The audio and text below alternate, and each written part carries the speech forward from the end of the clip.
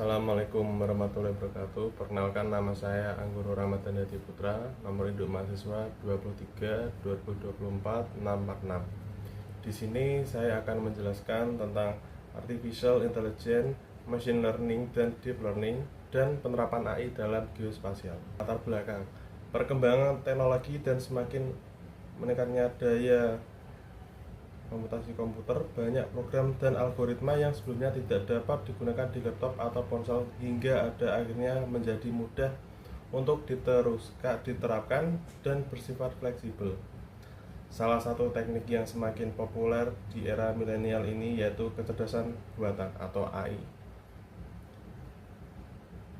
Aplikasi seperti itu banyak ditemukan setiap hari, seperti Siri di iPhone, mencari dengan mengenali suara pada Google di ponsel, ketika kata kecerdasan buatan, pembelajaran mesin atau machine learning. Jaringan syaraf, tiruan atau artificial intelligence dan pembelajaran mendalam atau deep learning. Keluar, orang-orang dibuat bingung dengan kata-kata tersebut. Maka pada makalah ini kita akan membahas perbedaan istilah-istilah tersebut. Secara umum, kecerdasan buatan adalah induk dari semua metode ini, dan DL adalah kasus khusus dan lanjutan dari kecerdasan buatan. Pengertian artificial intelligence. Kecerdasan buatan atau artificial intelligence atau biasa kita kenal dengan AI adalah simulasi kecerdasan manusia yang diterapkan dalam sistem komputer atau perangkat mesin lainnya, sehingga perangkat tersebut dapat berpikir dan berperilaku seperti manusia. Tujuan utama AI adalah meniru aktivitas kognitif manusia seperti belajar, penalaran, pengambilan keputusan, dan koreksi diri. Untuk melakukan hal ini, setidaknya ada 3 metode yang dikembangkan. Yang pertama, fusi logik atau if-else. Yang kedua, evolutionary computing atau EC. Yang ketiga, machine learning atau ML. Hasilnya, perangkat yang menggunakan AI dapat melakukan salah satu dari 4 hal berikut. Acting humanly atau sistem dapat bertindak seperti manusia. Thinking humanly, sistem bisa berpikir layaknya manusia. Thinking rationally, sistem mampu berpikir secara rasional. Acting rationally, sistem dapat bertindak secara rasional. Kerja AI melibatkan pemanfaatan data yang diinputkan untuk pembelajaran. Seorang programmer atau pengguna menyediakan data sebagai sumber pengetahuan untuk AI. AI kemudian akan mengidentifikasi dan menganalisis data serta mengambil keputusan berdasarkan pengetahuan yang diperolehnya. Semakin banyak AI berlatih dengan data besar atau big data, kemampuannya akan semakin meningkat, mirip dengan cara otak manusia belajar. Jenis-jenis artificial intelligence. Berdasarkan kemampuannya, AI dibagi menjadi 4 kategori. Yang pertama, reactive machine. Jenis AI paling dasar yang hanya mampu merespon tindakan tanpa kemampuan untuk menyimpan memori atau belajar dari pengalaman masa lalu. Contohnya adalah Deep Blue, program catur milik IBM yang pernah mengalahkan juara catur dunia Garry Kasparov. Limit memory. Jenis AI ini mampu menyimpan memori dan memanfaatkan pengalaman sebelumnya sebagai pertimbangan dalam pengambilan keputusan di masa mendatang. Contohnya adalah teknologi mobil tanpa pengemudi. Yang ketiga, theory of mind. Jenis AI yang saat ini masih dalam tahap pengembangan dan belum ada produk yang berbasis pada konsep ini. AI jenis ini akan memiliki kecerdasan sosial emosional yang memungkinkan berinteraksi dan memahami emosi dan perilaku manusia. Self-aware.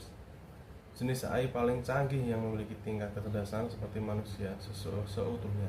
AI dengan self-awareness akan memiliki kecerdasan emosional mirip manusia dan bisa ditemui dalam film-film fiksi ilmiah seperti asisten virtual atau robot interaktif. Penerapan artificial intelligence dalam kehidupan sehari-hari.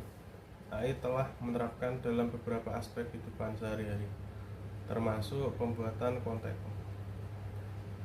AI bisa membuat berbagai jenis konten, pada penerapan penggunaan AI menghemat banyak waktu dan upaya yang diperlukan dalam proses kreatif.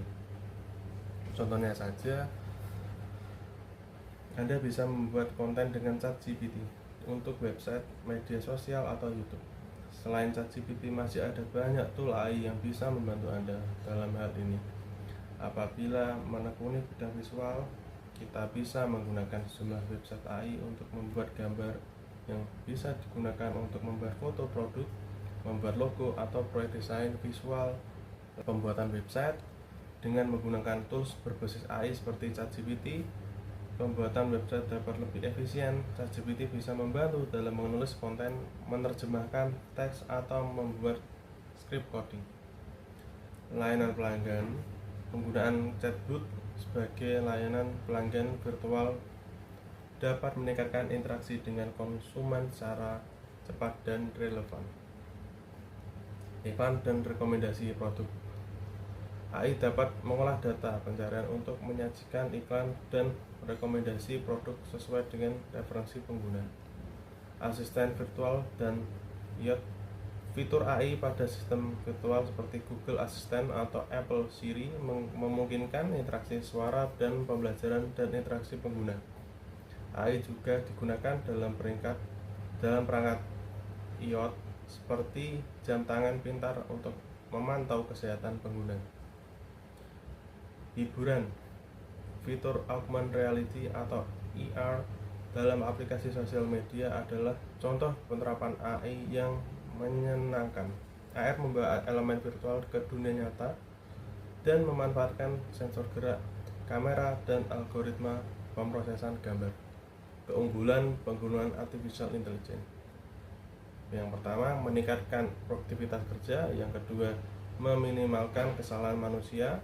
Yang ketiga, mengurangi waktu yang dibutuhkan untuk mengerjakan sesuatu. Yang keempat, mampu menciptakan hasil karya yang konsisten. Yang kelima, mampu bekerja selama 24/7 tanpa henti. Kelemahan menggunakan artificial intelligence. Yang pertama, masih bergantung pada data timing untuk mendapat hasil yang maksimal. Pengembangan AI membutuhkan biaya mahal. Belum bisa mengerjakan beberapa hal dari aspek yang berbeda. Tenaga ahli manusia untuk mengembangkan proyek kecerdasan buatan belum banyak. Pengertian machine learning. Machine learning atau ML atau mesin pembelajar adalah cabang dari AI yang fokus belajar dari data, yaitu fokus pada pengembangan sistem yang mampu belajar secara mandiri tanpa harus berulang kali diprogram manusia. ML membutuhkan data yang valid sebagai bahan belajar sebelum digunakan ketika testing untuk hasil output yang optimal.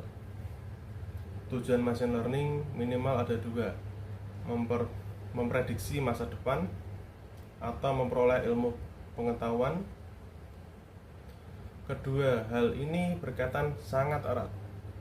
Sebagai contoh, manusia tahu bahwa cara menggunakan pensil dan pulpen sama, walaupun saat kita belum pernah menggunakan pulpen. Memprediksi masa depan berarti kita tahu bahwa pulpen adalah alat tulis.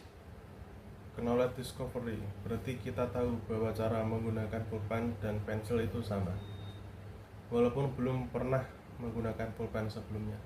Jenis pembelajaran mesin atau machine learning. Yang pertama, supervised learning. Supervised learning menggunakan data berlabel untuk berlatih algoritma dalam memetakan hubungan input X dan output Y. Contoh algoritma regresi linear, SVM, dan neural network. Kelebihan: mudah dipahami, akurat untuk klasifikasi dan regresi. Kekurangannya membutuhkan data berlabel dalam jumlah besar dan waktu pelatihan yang lama. Yang kedua, unsupervised learning. Unsupervised learning menganalisis data tanpa label untuk menemukan pola tersembunyi seperti clustering dan association rules. Contoh algoritma K-means dan PCR. Kelebihannya tidak perlu label data, cocok untuk eksplorasi pola. Kekurangannya sulit memvalidasi hasil karena tidak ada referensi. Yang ketiga, semi-surface learning. Semi-surface learning menggabungkan data berlabel dan tanpa label untuk pelatihan. Kelebihannya lebih hemat biaya karena hanya sebagian data yang diberi label. Kekurangannya, performa tergantung pada kualitas data berlabel. Secara garis besar, algoritma machine learning dibagi menjadi 3 jenis, yaitu supervised learning, unsupervised learning, dan reinforcement learning. Sebelum menyelesaikan masalah menggunakan machine learning, kita harus memahami ketiga jenis machine learning tersebut, karena algoritma tersebut memiliki fungsi dan tujuan masing-masing. Komponen dasar machine learning. Untuk belajar machine learning, kita harus memahami 3 komponen dasar: data, model, dan algoritma. Data adalah bahan bakar dari machine learning. Tanpa data yang berkualitas, model machine learning tidak akan berguna. Data bisa berupa teks, gambar, suara, atau angka.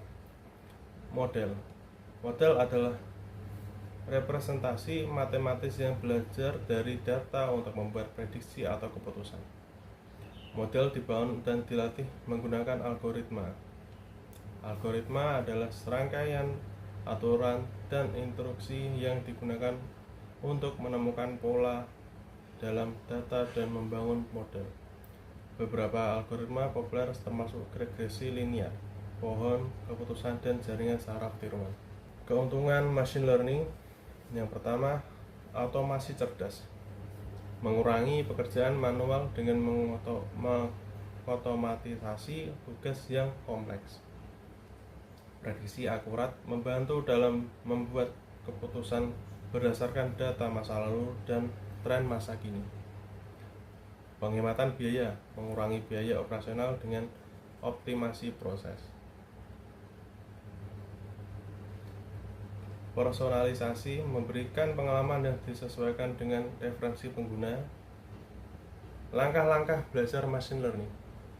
Langkah-langkah belajar machine learning meliputi untuk belajar machine learning ada beberapa langkah yang harus diikuti agar proses pembelajaran menjadi efektif.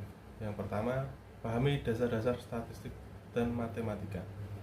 Statistik dan matematika adalah tulang punggung dari machine learning. Memahami konsep dasar seperti distribusi, probabilitas, regresi, dan aljabar linear adalah keharusan. Yang kedua, pilih bahasa pemrograman. Python adalah bahasa yang paling populer untuk belajar machine learning karena memiliki pustaka yang kaya seperti TensorFlow, Keras, dan Scikit-learn. Yang ketiga, kumpulkan dan persiapkan data. Data adalah bahan baku dari machine learning. Mengumpulkan, membersihkan, dan mempersiapkan data adalah langkah krusial yang membutuhkan waktu dan ketelitian. Pilih algoritma yang tepat. Bergantung pada masalah yang ingin diselesaikan, memilih algoritma yang tepat sangat penting. Setiap algoritma memiliki kekuatan dan kelemahan tersendiri. Latih model. Proses pelatihan model melibatkan pemberian data ke algoritma dan membiarkannya belajar dari data tersebut. Proses ini mungkin memakan waktu lama tergantung pada kompleksitas data dan model. Evaluasi model. Setelah model dilatih, langkah berikutnya adalah mengevaluasi kinerjanya menggunakan metrik seperti akurasi, presisi, recall, dan advanced score. Optimasi dan tuning. Optimasi dan tuning melakukan untuk meningkatkan kinerja model. Ini bisa melibatkan penyesuaian yang hiperparameter, teknik regularisasi, dan penggunaan ensemble method. Implementasi dan deploy. Langkah terakhir adalah mengimplementasikan dan mendistribusikan model untuk digunakan dalam lingkungan produksi. Ini bisa melibatkan integrasi dengan aplikasi atau sistem lain. Tantangan belajar machine learning. Yang pertama, kualitas data. Data berkualitas rendah dapat menghasilkan model yang tidak akurat. Masalah seperti data yang hilang, data yang bias, atau data yang tidak relevan bisa menjadi hambatan. Overfitting dan underfitting. Overfitting terjadi ketika model terlalu sesuai dengan data pelatihan, sehingga tidak dapat menggeneralisasi data baru. Sebaliknya, underfitting terjadi ketika model tidak cukup belajar dari data pelatihan. Pemilihan model yang tepat. Tidak ada satu model yang cocok untuk semua masalah. Memilih model yang tepat memerlukan eksperimen dan pengujian yang ekstensif. Interpretabilitas. Beberapa model machine learning seperti jaringan saraf tiruan seringkali sulit untuk diinterpretasikan. Ini bisa menjadi masalah dalam aplikasi yang membutuhkan transparansi dan penjelasan yang jelas. Penerapan machine learning dalam kehidupan sehari-hari. Yang pertama, dapat menggunakan untuk rekomendasi produk. Yang kedua, asisten virtual atau Siri, Google Assistant, Alexa asisten virtual ini memanfaatkan machine learning untuk memahami perintah suara Anda, memberikan informasi dan membantu Anda menyelesaikan tugas.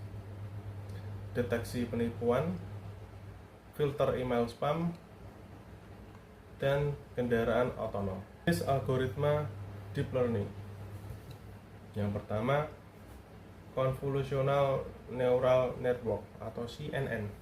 CNN adalah algoritma deep learning yang digunakan untuk pemrosesan gambar dan deteksi objek. Dikembangkan pada tahun 1988 sebagai LeNet. CNN bekerja melalui dua komponen utama.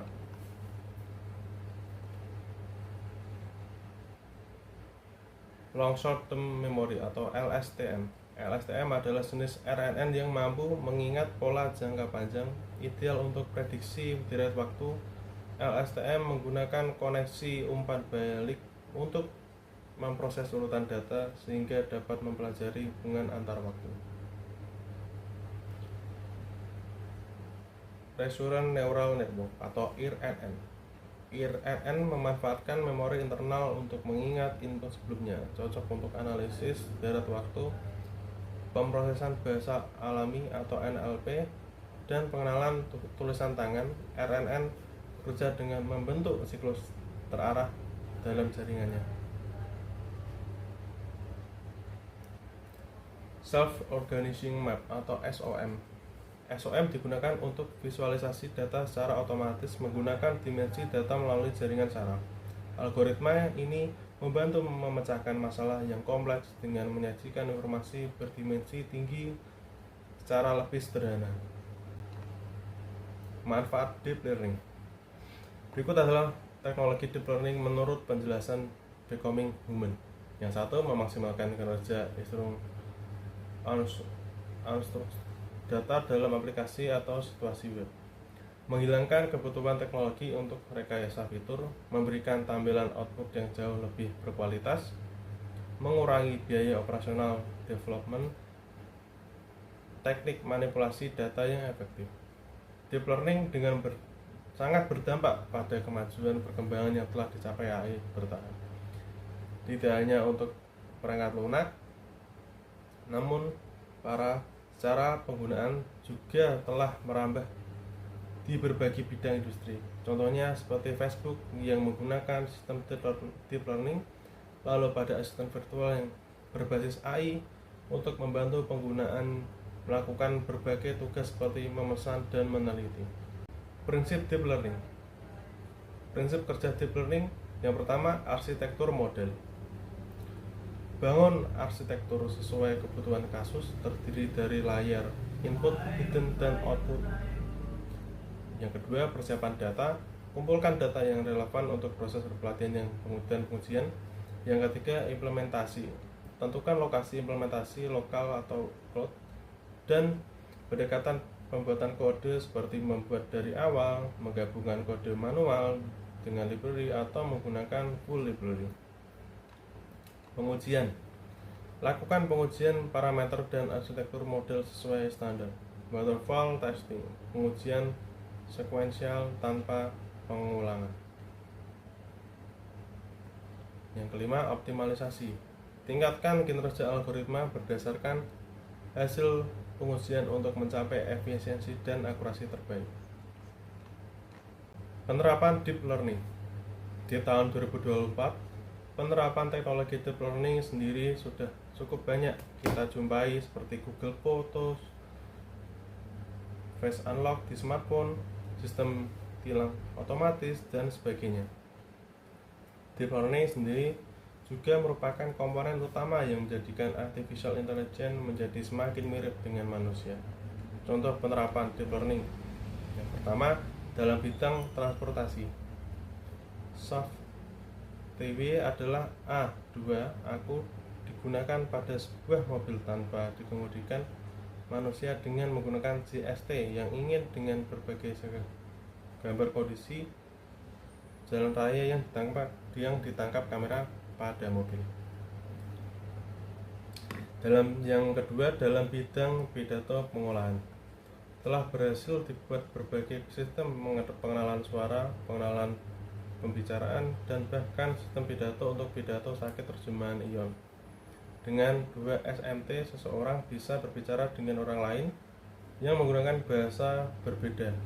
2 SMT terdiri dari 3 komponen utama, yaitu otomatis speech pengakuan atau ASR yang mengubah suara manusia menjadi teks, sakit terjemahan MT yang menerjemahkan teks suatu bahasa ke dalam teks bahasa lain, dan stack untuk speech TTS yang mengubah teks menjadi suara. Karena saya bekerja di Badan Pertanahan Nasional Kantapati, penerapan AI dalam bidang geospasial untuk pertanahan. Yang pertama, pemetaan dan penginderaan jauh. AI memanfaatkan data satelit dan drone untuk memetakan wilayah, batas lahan, serta kondisi tanah. Deep learning dan computer vision memungkinkan identifikasi otomatis batas lahan, pemantauan perubahan penggunaan lahan, hingga analisis kondisi tanah seperti kesuburan atau erosi. Yang kedua, analisis dan prediksi harga tanah. AI menggunakan data pasar properti, demografi, dan lokasi untuk memprediksi nilai tanah dengan akurat. Machine learning membantu memodelkan faktor yang mempengaruhi harga dan memberikan rekomendasi kepada pembuat kebijakan atau investor. Deteksi penggunaan lahan ilegal. AI menganalisis data geospasial untuk mendeteksi aktivitas ilegal seperti pembukaan lahan tanpa izin atau perambahan hutan. Teknologi ini mempercepat tindakan preventif oleh pihak yang berwenang. Yang keempat, inventarisasi dan verifikasi kepemilikan tanah. Algoritma AI mempercepat verifikasi kepemilikan lahan dengan menganalisis data geospasial. Sistem ini memetakan wilayah tanpa sertifikat atau mendeteksi klaim lahan yang tidak valid untuk mendukung inventarisasi nasional. Yang keenam, optimalisasi tata guna lahan. AI memberikan rekomendasi tata guna lahan yang optimal berdasarkan data aksesibilitas, kondisi tanah, dan kebutuhan masyarakat, khususnya di wilayah urban. Manajemen risiko bencana. AI menganalisis data geospasial untuk memprediksi risiko bencana seperti banjir dan tanah longsor. Hasilnya digunakan untuk mitigasi risiko di wilayah tertentu. Kesimpulannya, integrasi AI dengan data geospasial meningkatkan efisiensi, akurasi, dan transparansi pengolahan pertanahan, serta mendukung pengambilan keputusan berbasis data. Artificial Intelligence merupakan pengertian yang lebih luas yang mencakup pembuatan mesin cerdas. Sementara machine learning yaitu metode yang digunakan untuk memungkinkan mesin belajar dari data, sedangkan deep learning merupakan subset dari machine learning yang menggunakan neural network yang dalam untuk mempelajari representasi data secara hierarkis. Potensi dan peluangan pengembangan AI semakin meluas di masa depan, diiringi dengan perkembangan algoritma yang lebih maju, berintegrasi dengan teknologi lain, penggunaan dalam berbagai bidang, keamanan dan privasi, serta pengembangan AI yang lebih transparan dan interpretabil. Jadi DL merupakan metode yang sangat efektif untuk menangani masalah yang lebih rumit. Dalam AI dan ML menawarkan potensi yang besar untuk aplikasi ini berbagai bidang seperti kesehatan, otomotif, dan layanan konsumen. Sekian yang dapat presentasi ini saya sampaikan. Kurang lebihnya mohon maaf. Assalamualaikum warahmatullahi wabarakatuh.